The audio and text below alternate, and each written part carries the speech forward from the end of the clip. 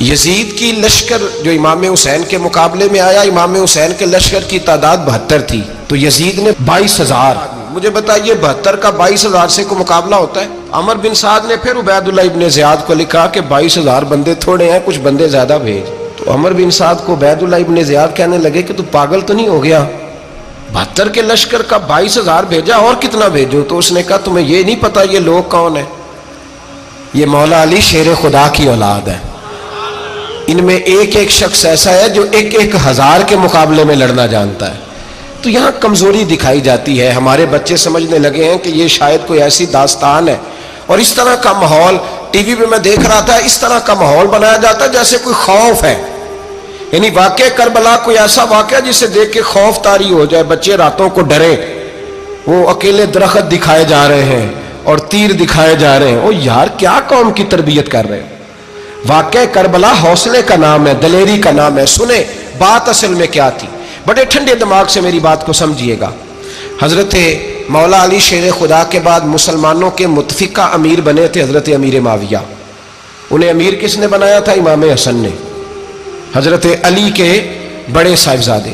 حضرت امام حسن نے ان سے صلح کی، انہیں خلافت دی. اور صحیح بخاری میں نبی پاک نے فرمایا تھا میرا بیٹا حسن سردار ہے، جب مسلمانوں کی جماعتوں میں لہو بہہ جائے گا تو حسن ان کی صلح کرا دے گا. وہ صلح امام حسن نے کرائی، جناب امیر معاویہ امیر بن گئے. حضرت امیر معاویہ رضی اللہ تعالیٰ عنہ بڑا پیار کرتے تھے نبی پاک سے، بڑا احترام کرتے تھے حضور کے خاندان کا. ان کی جو اجتہادی خطائیں ہیں وہ اپنی جگہ پہ موجود ہیں. چونکہ امام حسن نے ان سے صلح کر لی، لہذا ہم بھی ان کے بارے میں کوئی جملہ کہنے کے مجاز، ہماری مجبوری امام حسن ہے. اس لیے کہ جسے امام حسن صحیح کہے پھر امام حسن کے ماننے والے کو اسے غلط نہیں کہنا چاہیے.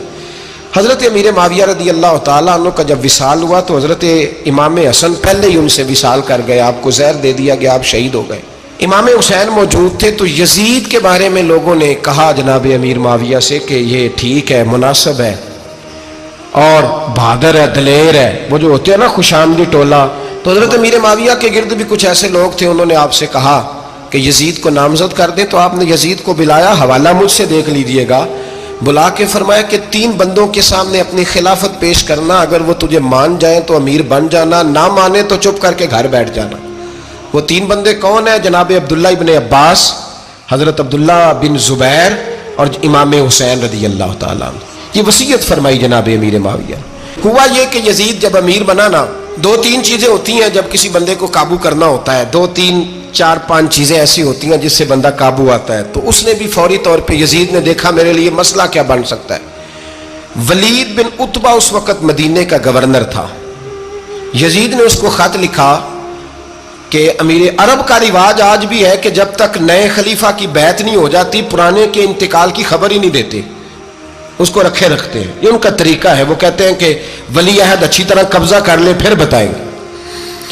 حضرت امیر معاویہ کا وصال ہو گیا، بتایا نہیں. یزید نے اب کیا کیا، کیونکہ بڑا چلاک آدمی تھا، بڑا شاطر تھا، بڑا تیز تھا، اس نے ولید کو خط لکھا. کہنے لگا کہ فوری طور پہ عبداللہ ابن عباس کو بلاؤ اور اسے کہو میری بیعت کریں.